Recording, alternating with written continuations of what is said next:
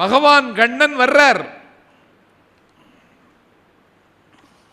எனக்கு ஒரு 3 அடி வேணும்னு கேட்கிறார். தாரை வார்த்து தான்னு கேட்கிறார். தாரை வார்த்து கொடுத்தான். கண்ணன் தலையில் இந்த தாரை வார்த்து தண்ணீர் வந்து விழுகிற பொழுதே திருவிக்கிரமனாக நிமிர்ந்துட்டார். கேட்டது 3 அடி. தண்ணி விட்ட மாத்திரத்திலேயே உலகம் அவருடைய காலடிக்கு கீழே வந்தாச்சு.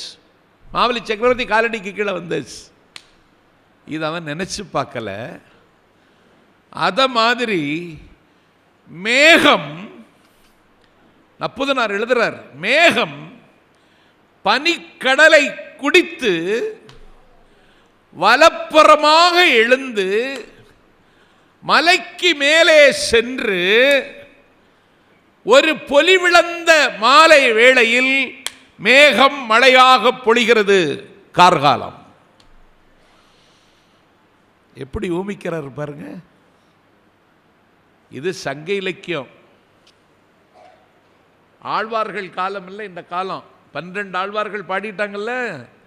சங்க காலத்திலேயே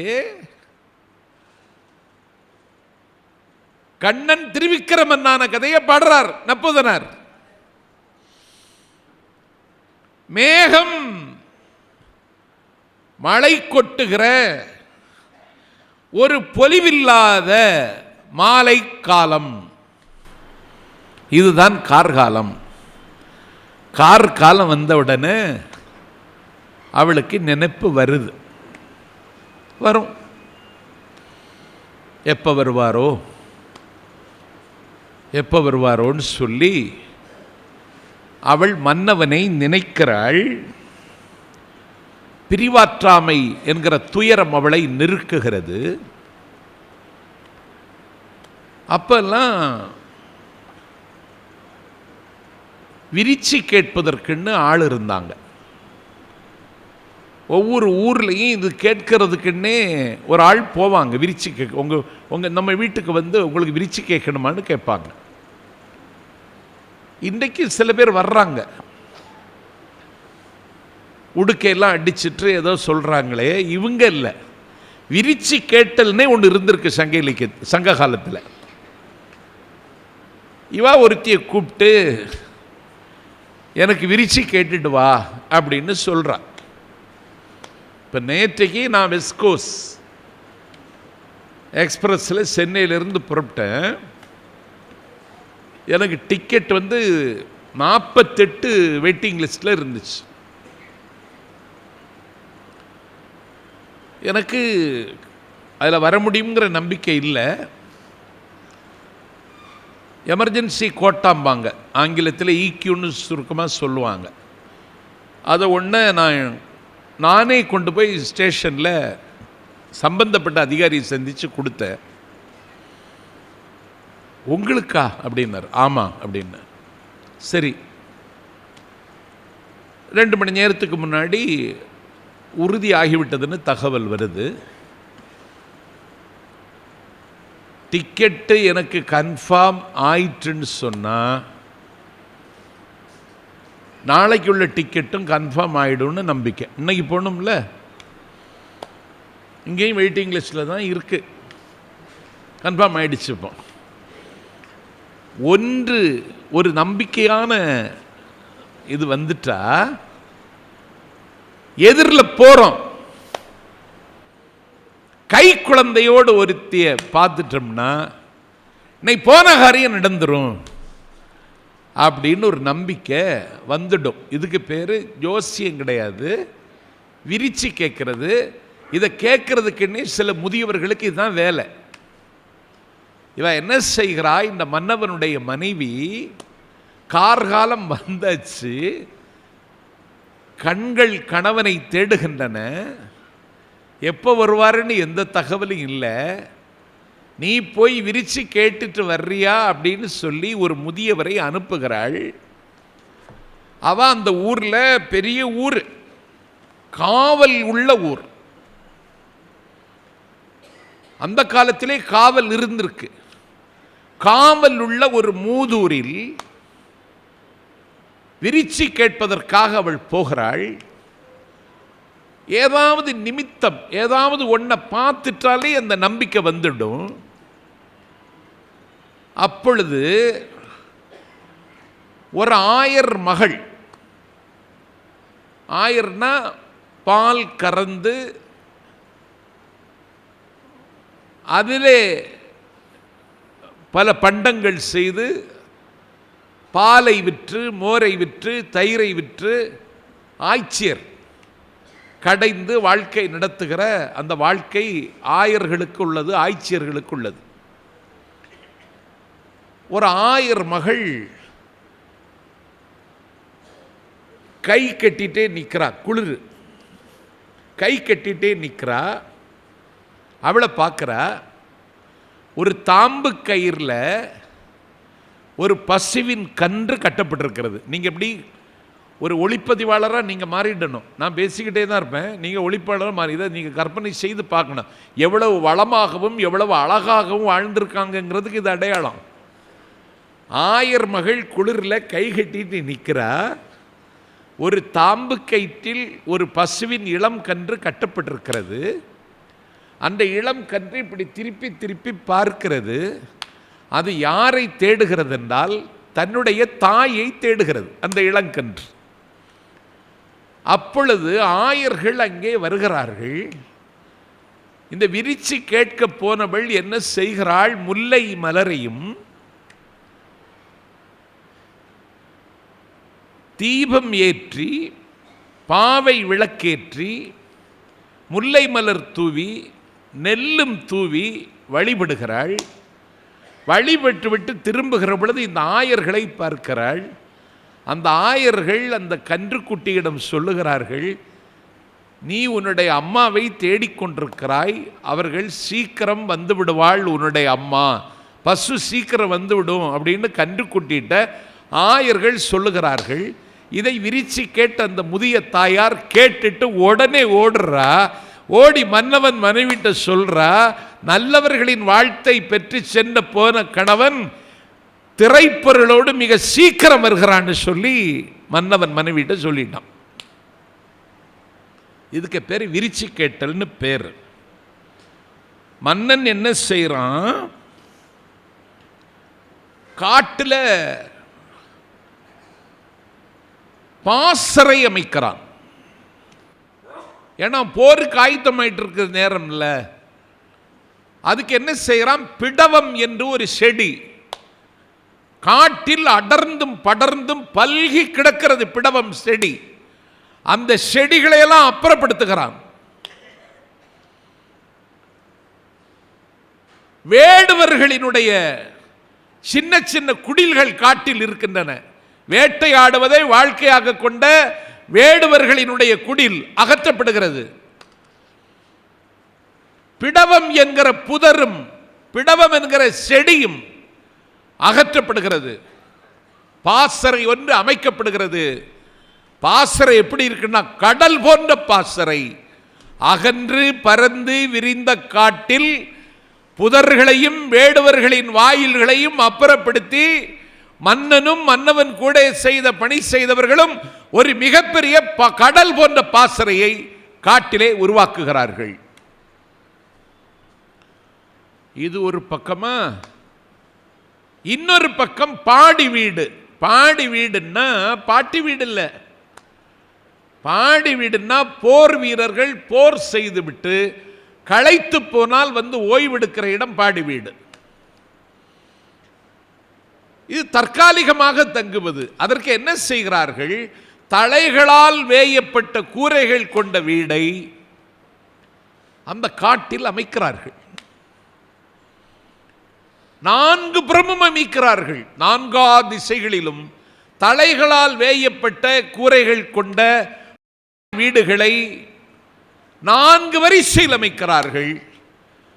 அந்த 4 வரிசைகளிலே நின்று பார்த்தால் அதற்கு நடுவிலே முற்றம். அந்த முற்றத்தில் அந்த பாடி வீட்டை பாதுகாப்பதற்கு சின்னஞ்சிறிய கண்களை கொண்ட பென்னம்பெரிய யானைகளை கட்டி போட்டிருக்கிறார்கள். பாடி வீட்டை பாதுகாப்பதற்கு யானைகள்,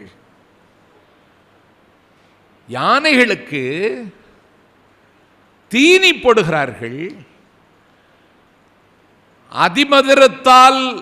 அதிமதுர தலையால் கட்டப்பட்ட நெற்கதிர்கள். நாட்டுக்கடையில் போய் நாட்டு மருந்து கடையில் கேட்டால் அதிமதுரம்னு சொல்லுவாங்க. தொண்டையில் ஏதாவது கொஞ்சம் ஒரு மாதிரி எரிச்சலோ, பேசுவதற்கு கொஞ்சம் இடையூறோ, சத்தம் கொஞ்சம் போல் டம்மி ஆனாலோ கம்மி ஆனாலோ இந்த அதிமதுரை வேற வெட்டி வாயில் போட்டு மென்னுட்டா சரியாயிடும். அதிமதுரத்தையும் பனக்கற்கண்டையும் சேர்த்தா. நான் தொடர்ந்து 45 நாள் தேர்தல் பிரச்சாரம்னு கிளம்பிடுவேன். ஒரே ஒரு நாள்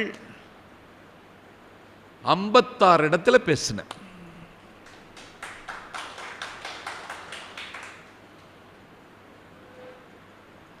மதுரமா இருந்தே பேச்சு. இது எப்படி சாத்தியம்னு கேட்டாங்க. அதிமதுரம்னு. இந்த அதிமதுரை வேற வெட்டி ஒரு சின்ன டப்பாவில் போட்டு வச்சுக்கிட்டு வாயில் மென்னுட்டே இருப்பேன். ஒரே நாள் மட்டும் இப்போது 56 இடத்துல ஒரே நாள் பேசினேன். அந்த அதிமதுரத்துக்கு அந்த சக்தி உண்டு. இயற்கையை பாதுகாக்கிறோம்னு சொல்றோம்ல, அந்த நெற்கதிர்களை யானைக்கு சாப்பிட்றதுக்கு போடுற நெற்கதிரை எதில் கட்டி போட்டிருக்கான்னா அதிமதுர தலையில் கட்டி போட்டிருக்கான். நெற்கதிர்கள் மட்டுமல்ல, கரும்பையும் கட்டி போட்டிருக்கான். அந்த யானை என்ன செய்கிறது? அதை சாப்பிடலை. அதை சாப்பிடாம தும்பிக்கையில் அந்த நெற்கதிர்களையும் கரும்பையும் பிடிச்சிட்டு தும்பிக்கையை வளைத்து கொம்புகளுக்கு மேலே வச்சுட்டு யானை இப்படி பார்த்துக்கிட்டே நிற்குது. அப்போ யானை எவ்வளோ வசதியாக இருந்திருக்கு பாருங்க. இப்போ யானை பிச்சை எடுக்குது. 1 ரூபா காசுக்கு கூட யானை பிச்சை எடுக்குது.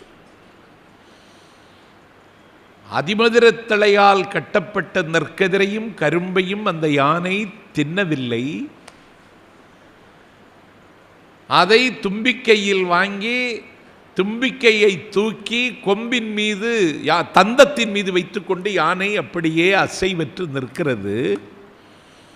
இது ஒரு பக்கம். இந்த யானையை பாதுகாப்பதற்கென்று பாகர்கள், அவன் கையில் இருக்கிற கோலுக்கு பேரு இன்னைக்கு அங்குசமா, அன்னைக்கு அதற்கு பேர் பரிக்கோல். பிளவுபட்ட முற்கள்ல செய்தது. பிளவுபட்ட முற்களால் செய்த பரிக்கோலால் யானையை தின்பதற்கு வற்புறுத்தி குத்துகிறான். குத்துகிற பொழுது அவன் பேசுகிற மொழி வடமொழி. எங்க வருது? முல்லைப்பேட்டில் வருது. தமிழ் இல்லை. இப்போ வடநாட்டுக்காரன் வேலைக்கு வந்து எவ்வளவு நாள் ஆச்சு? 2000 வருஷத்துக்கு மேலே ஆயிடுச்சு. பாகர்கள் வடமொழி பேசுகிறவர்கள். வடமொழியில் யானையை மிரட்டுறான், குத்துறான். யானை தின்னாமல் நிற்கிறது. முக்கோல் அந்தணர்கள்னு ஒரு அந்தணர்கள் வாழ்ந்தார்கள்.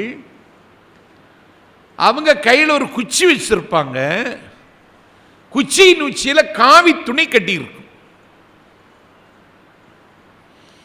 சங்கராச்சாரியார் வச்சிருக்கார். அதுதான் குச்சி. குச்சியின் உச்சியில் காவி துணி. அதுக்கு ஒரு தாத்பரியம் இருக்கு.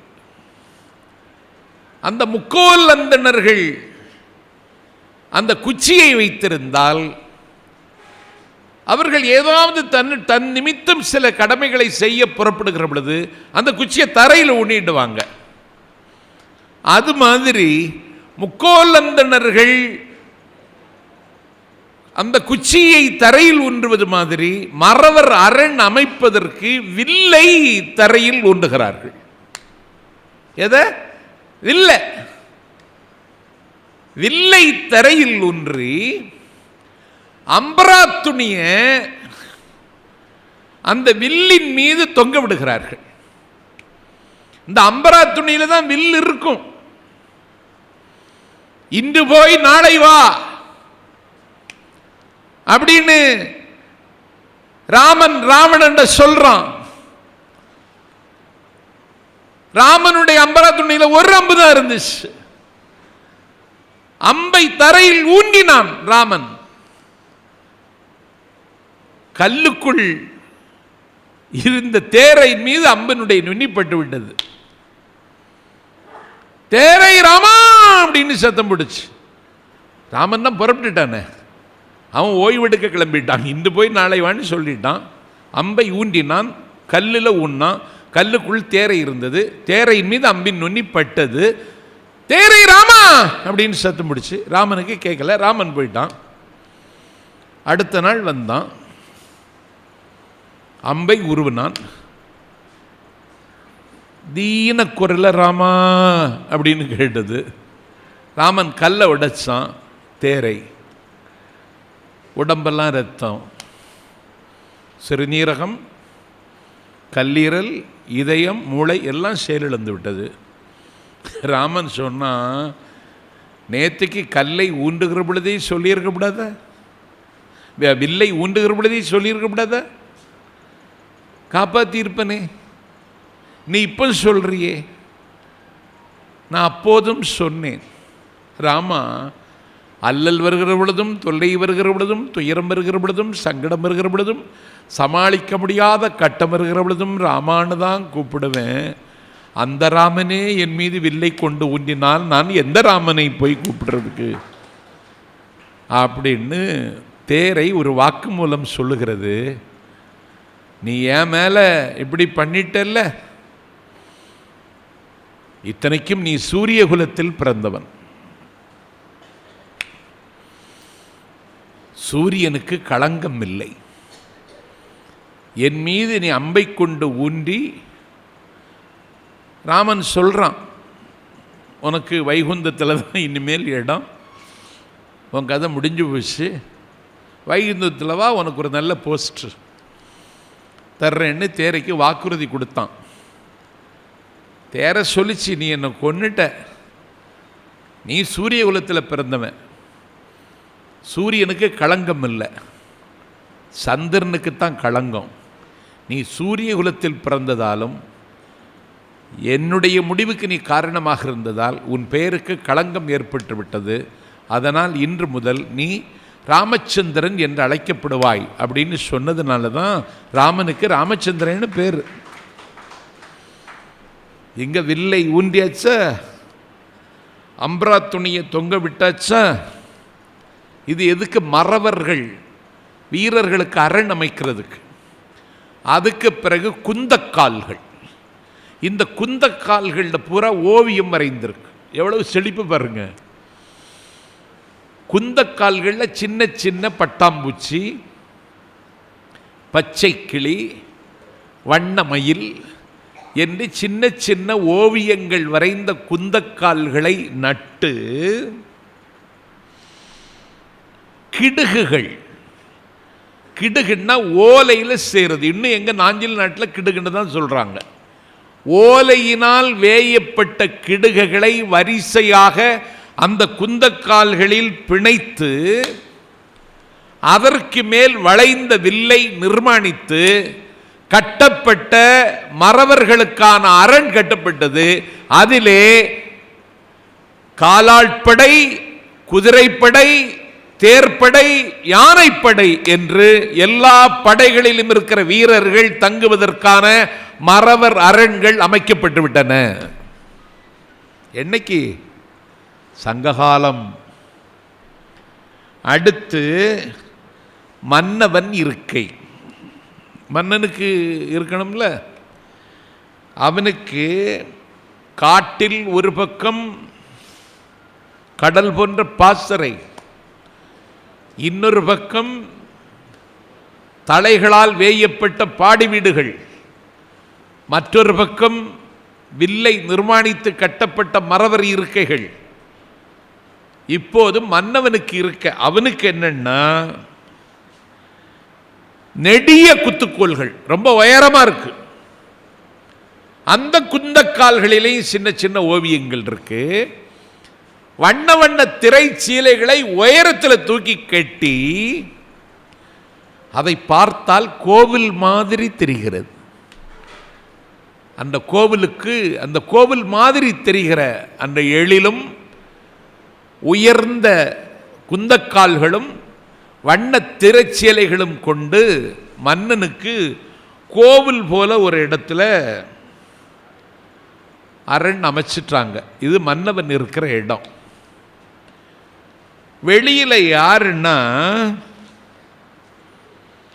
மன்னனுக்கு பாதுகாப்பாக யார் நிற்கிறார்கள் என்றால் புனலி கொடின்னு ஒரு கொடி.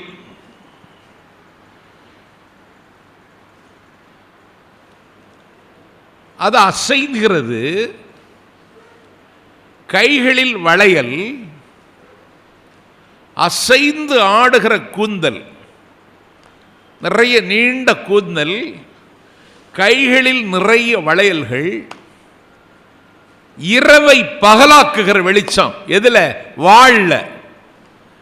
இரவிலே அந்த வாளை பார்த்தால் பகல் மாதிரி தெரியும், அவ்வளவு வெளிச்சம் கக்குகிற வாள். அதை இடுப்பு கச்சில வைத்திருக்கிறார்கள். யாரு? பெண்கள். பெண் கமோண்டக்கள் அன்னைக்கே நிமிஷம்.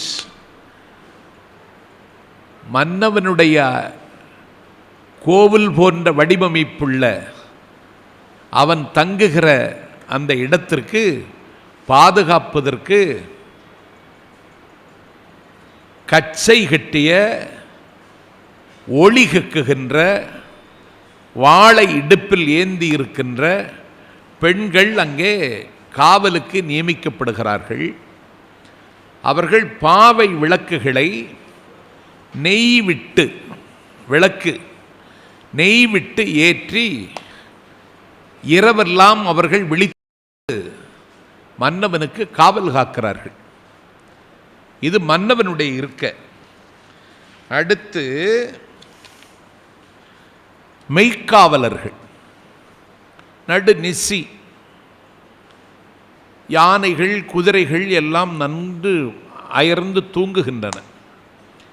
இல்லைன்னா யானை குதிரை அவற்றின் கழுத்தில் கட்டப்பட்டிருக்கின்ற பெரிய மணியினுடைய நீண்ட நாக்குகள் மணி அசையும் பொழுது சத்தம் போட்டுட்டே இருக்கும். இவை தூங்குகிற காரணத்தினால மணி அசையலை. செட்டியார் ஒருவர் எண்ணெய் வித்துக்கிட்டே இருக்கார். ஆளாக்கெண்ணெய் ஆளாக்கெண்ணெய் ஆளாக்கெண்ணெய்னு வாங்கிட்டே இருக்காங்க. பின்னாடி செக்கு ஆடிட்டே இருக்கு. மாடு சுத்திக்கிட்டே வருது. மாடு சுத்திக்கிட்டே வரும் பொழுது கணக்கணக்கணக்கன்னு கழுத்தில் கட்டிருந்த மணி சத்தம் கேட்குது. ஒரு பேராசிரியர் வந்து 2 ஆளாக்கு எண்ணெய் கொடுங்கன்னு கேட்குறாரு செட்டியார்கிட்ட. செட்டியார் 2 ஆளாக்கு எண்ணெயை அவருக்கு செம்பில் விட்டு கொடுத்துட்டார்.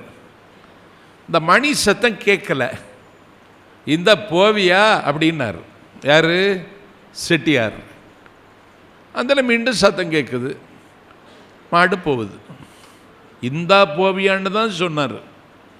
போயிடுச்சு. பேராசிரியருக்கு ஆத்திரம் வந்துட்டு, என்ன ஒருமையில் இந்தா போவியான்னு என்ன சொல்கிறீங்க? ஐயா, உங்களை சொல்லலை, செக்கில் மாடு எள்ளு போட்டிருக்கேன், மாடு சுற்றிக்கிட்டு இருக்கே, நின்றுட்டு இந்தா போவியான்னு சொல்லி அது கேட்டுன்னா அந்தால சுற்றிடும், அதுக்காக சொன்னேன், உங்களை சொல்லலை அப்படின்னு இவர் பேராசிரியர்கிட்ட தன்னிலை விளக்கம் தர்றார். பேராசிரியர் கொஞ்ச நேரம் போயிட்டு மீண்டும் திரும்ப வந்தார். ஒரு சின்ன சந்தேகம்னார். என்னன்னு கேட்டார். இந்தா போவியான்னு சொன்னால் உங்கள் மாடு போயிடும்னு சொன்னீங்க, அது பேசாமல் நின்றுக்கிட்டு கழுத்தை மட்டும் ஆட்டுனா மணி சத்தம் கேட்குமே, அப்போ மாடு போகுமா அப்படின்னு பேராசிரியர் செட்டியார்கிட்ட கேட்டார். அப்போ செட்டியார் சொன்னார், அதெல்லாம் போகும், அது உங்களை மாதிரியெல்லாம் அதிகம் படிக்கலன்னார். நடுநிசி,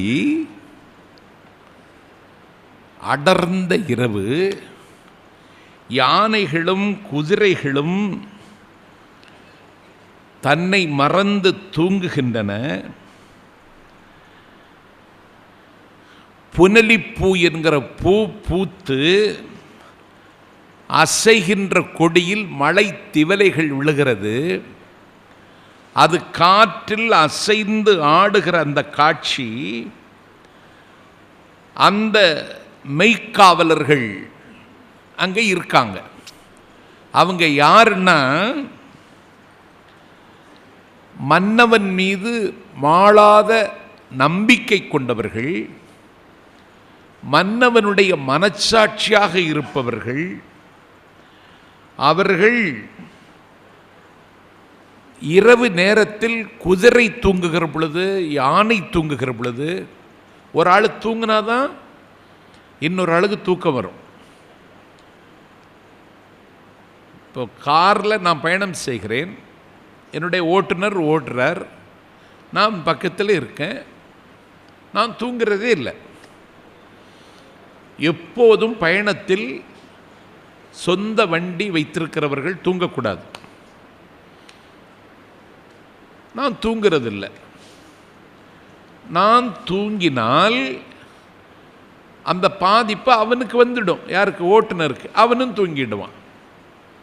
பிறகு மொத்தமாக எல்லாரும் நிரந்தரமாக தூங்கிடலாம்.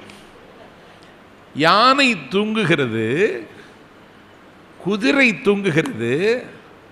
மன்னனுடைய மனச்சாட்சியாக இருப்பவர்கள் புனலி கொடி மலைத்திவலைகளை சுமந்து நின்றுகின்ற அந்த புனலி கொடி, இதெல்லாம் இப்போ இல்லை, அசைந்து ஆடுவது மாதிரி மன்னவனுடைய மெய்க்காப்பாளர்களும் தலை அசைத்து அசைத்து அவர்களும் அந்த நள்ளிரவு நேரத்தில் தூங்குகிறார்கள்.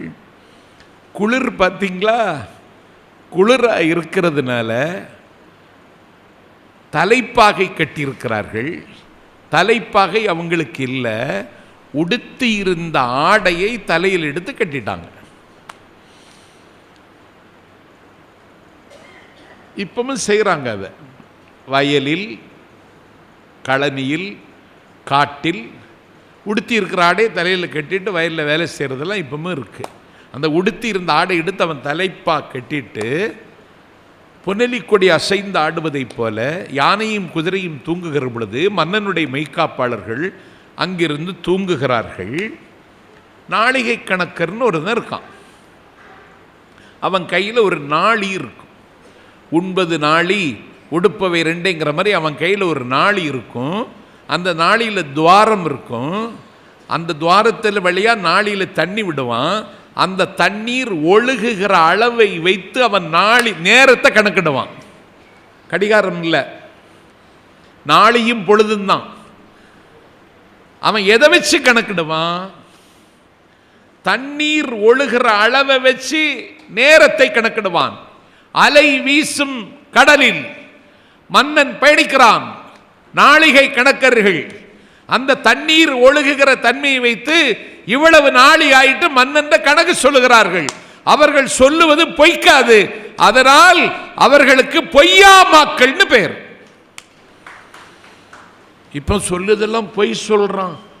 எனக்கு நல்ல காலம் வருதுன்னு 25 வருஷமா சொல்றான், இன்னும் வரல. சனி உச்சம்னா எதுவும் மிச்சம் இல்லை, எல்லாம் பொய் சொல்றான். பொய்யாமாக்கள் நாளிகை வைத்து தண்ணீர் ஒழுகுகிற தன்மையை அளவை வைத்துக் கொண்டே நாளிகையை கணக்கிட்டு மன்னனுக்கு சொல்லுகிற நாளிகை கணக்கர்கள் பொய்யாமாக்கள் அலை வீசுகிற கடல்ல மன்னனுக்கு நேரத்தை சொல்லிட்டு இருக்காங்க. குதிரையை அடிக்கிற சம்மட்டி வளைஞ்சு இருக்கிறது மாதிரி இடை புடைத்த ஆடைகளை இருக்க கட்டின உடை பார்த்தாலே ஒரு பயம் தெரியும். எடுப்பான தோற்றம், மிடுக்கான உடை, பரந்த நெற்றி,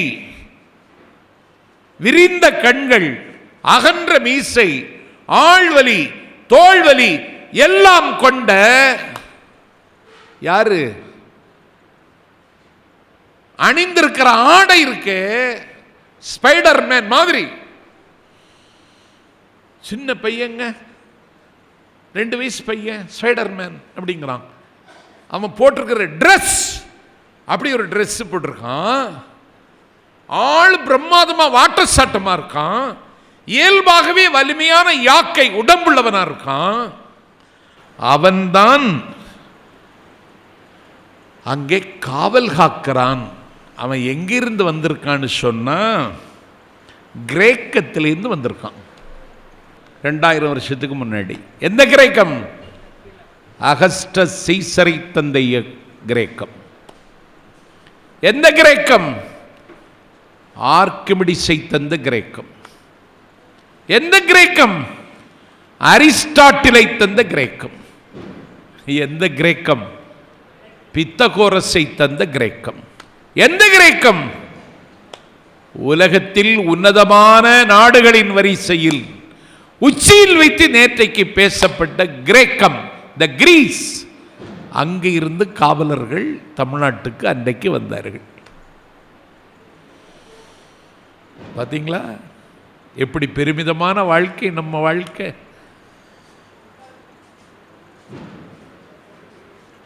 புலிச்சங்கிலி அப்படின்னு ஒரு சங்கிலி, வேயப்பட்ட ஒரு மாளிகை, காட்டுல அழகான இல்லம், மாணிக்கம் ஒளி வீசுவது மாதிரி விளக்கு எரிந்து கொண்டிருக்கிறது. நல்ல வலிமையான சின்னிய கயிற்றால் கட்டப்பட்ட திரை என்ன செய்கிறது? 2 அறைகளை உருவாக்குகிறது. ஒரு அறை உள்ளறை, ஒரு அறை வெளியறை.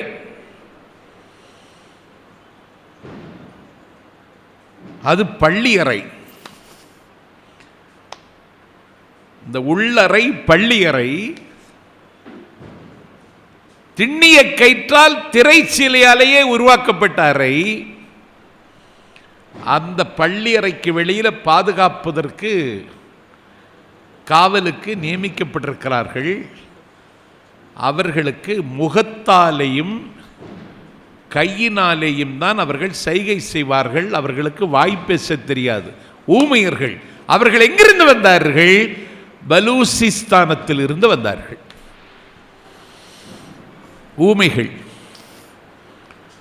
பள்ளி அறையில் இருக்கிறவன் அவனாக தான் இருக்கணும், இல்லைன்னா இவன் பார்த்து ஏதாவது சொல்லிடுவான். ஊமைகள் பலூசிஸ்தானத்தில் இருந்து வந்தார்கள்.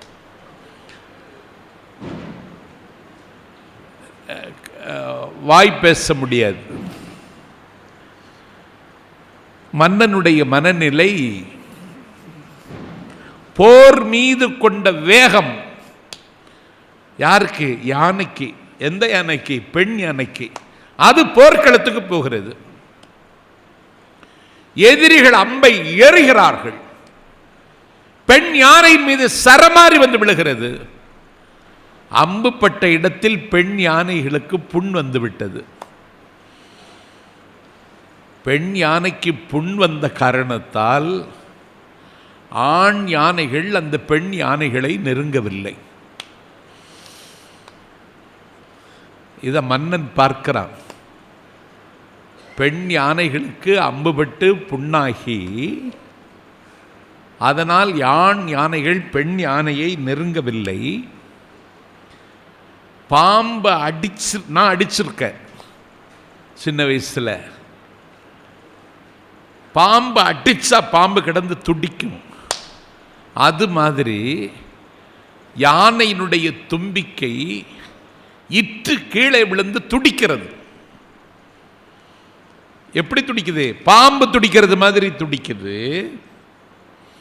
ஈடில்லா வெற்றியை, இமாலய வெற்றியை ஈட்டி தருவதற்கு களமாடி தத்தம் உயிரை தாய் நாட்டுக்காக தாரை வார்த்து தந்தவர்களினுடைய நினைவை மன்னன் அங்கிருந்து போற்றுகிறான். அவர்களை நினைக்கிறான். காவலுக்காக திரைச்சீலை போடுற மாதிரி தோல் பரிசு, தோலினால் செய்யப்பட்ட தோலை கட்டி தொங்க விட்டுருக்கு. எதிரிகள் இருந்த அம்பு அந்த தோலுக்குள்ளே தோல் பரிசுக்குள்ளே ஊடுருவி குதிரைகளின் காதுகள் அந்த அம்பு தச்சு அந்த குதிரைகள் புல் சாப்பிடுவதற்கு மறுக்கின்றன. அம்பு காலில் பட்டு காதில் பட்டு குதிரைகள் தலை குனிந்து புல் சாப்பிடுவதற்கு மறுக்கின்றன. மன்னன் ஒரு கையை படுக்கை மீது வைத்துக் கொள்கிறான், ஒரு கையை தலைக்கு வைத்துக்கொண்டு இரவு கடந்து செல்ல மறுக்கிறது. அந்த இரவை அவன் எப்படியோ கடத்துகிறான். இரவு போகல, இரவை மன்னன் கடத்துகிறான். நீள சிந்திக்கிறான். நாளைக்கு வெற்றி பெற வேண்டும் என்று முடிவெடுக்கிறான். மறுநாளில் பகைவரை குறித்து வலிய ஆயுதங்கள் தாங்கிய தன்னுடைய கரம் விளையாடப் போகிறதென்று அவன் மீகம் வகுக்கிறான். வஞ்சி மாலை அணியக்கூடிய அளவுக்கு வெற்றி சரித்திரம் படைக்கிறான். அடுத்த நாள் பகை முடித்தான். பகை மன்னர் நடுங்கும்படி 8 திக்கும் வெற்றி முரசம் முழங்குகிறது. மன்னன் அயர்ந்து தூங்குகிறான். எப்போ தூங்கணும்?